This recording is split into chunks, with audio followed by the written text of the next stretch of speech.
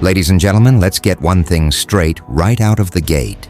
Every setback, every failure, every missed opportunity in your life is your fault. Not your boss's fault, not your parents' fault, not society's fault. Yours. And you need to hear this because we're a society of excuse makers. But excuses won't get you anywhere. They're a dead-end road paved with wasted potential and shattered dreams. You've got 30 days left in this year. 30 days to turn the tide, to stop whining about why things didn't work out, and to do something. You didn't get the promotion you wanted. That's on you. You're not in shape. That's on you. Your bank account looks like a bad joke. That's on you, too. Stop blaming the economy, your genetics, or bad luck. It's time to own it. This isn't a pep talk. It's a gut punch. Because men today don't need more feel-good cliches. They need the cold, hard truth. If you're not where you want to be, it's because you didn't want it badly enough. And don't you dare start with, "But you don't understand my situation." I do. I've seen men claw their way out of holes so deep they could barely see the light. They didn't cry about fairness, they fought. And that's what you're going to do, starting now. Why are you stuck? Let's talk about why you're stuck. It's not because you lack talent or opportunities. It's because you lack the will to do what's necessary. You've been seduced by comfort. Look around you. Comfort is the enemy. The couch, the Netflix binge, the endless scroll on social media, the late-night snacks that turn into a morning of regret. These things aren't harmless distractions. They're weapons of mass destruction aimed directly at your potential. Comfort is why you hit snooze instead of hitting the gym. It's why you settle for good enough at work instead of striving for excellence. And it's why, come January 1st, you'll be writing down the same resolutions you made last year because you didn't have the guts to follow through. But here's the deal. Comfort is temporary. Regret lasts forever. Every time you choose comfort, you're trading future happiness for present ease. That's a raw deal, and you're the sucker signing on the dotted line. Do you know what the most terrifying sound in the world is?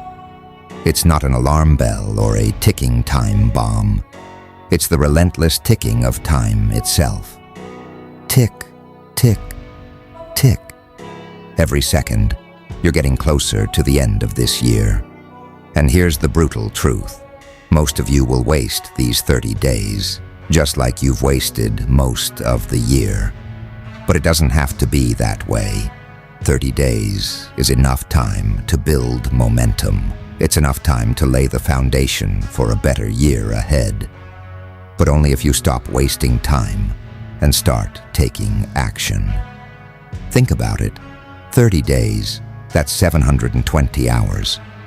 What are you going to do with them? Are you going to coast into the new year like a dead fish floating downstream? Or are you going to go out swinging, fighting for every inch of progress you can make before the clock strikes midnight on December 31st? Owning your failures doesn't mean wallowing in self-pity. It means standing up, looking in the mirror and saying, "I messed up, but I'm going to fix it." You can't fix what you won't acknowledge. And if you're the kind of man who'd rather point fingers than take responsibility, you're doomed to a life of mediocrity. Here's an exercise for you.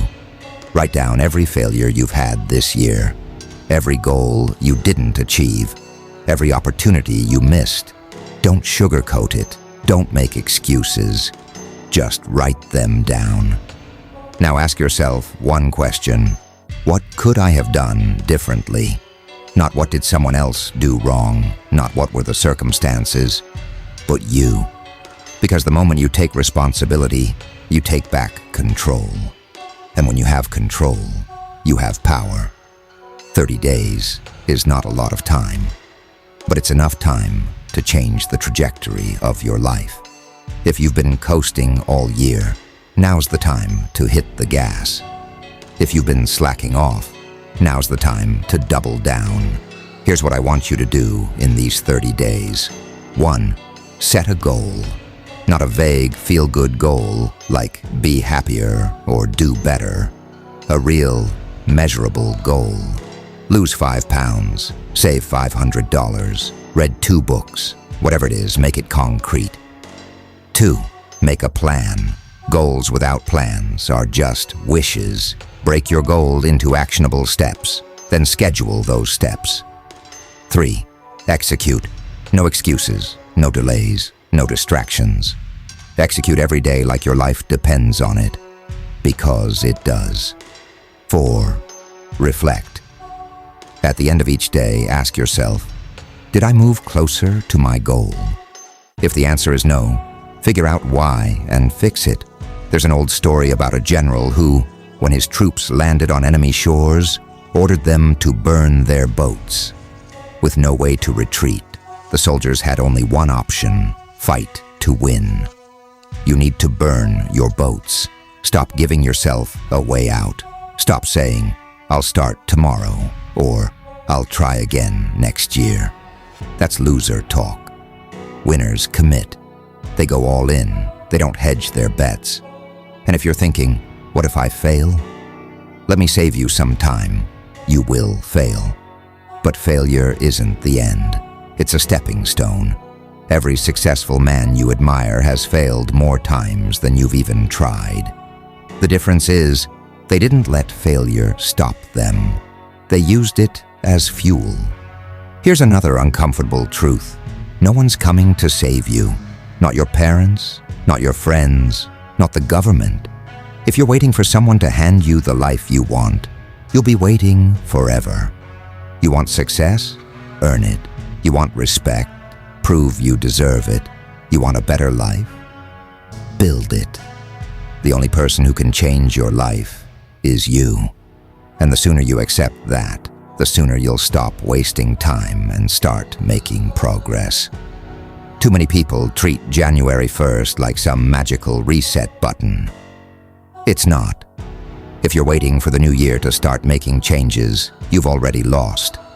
The new year starts now. It starts with what you do today, tomorrow, and every day after that. Don't waste these 30 days.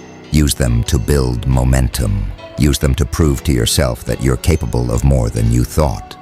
Use them to lay the groundwork for a new year, where you don't just survive, you thrive. I'm going to leave you with a challenge. For the next 30 days, I want you to go all in. No half measures, no excuses, no quitting. Pick a goal, make a plan, and attack it like your life depends on it.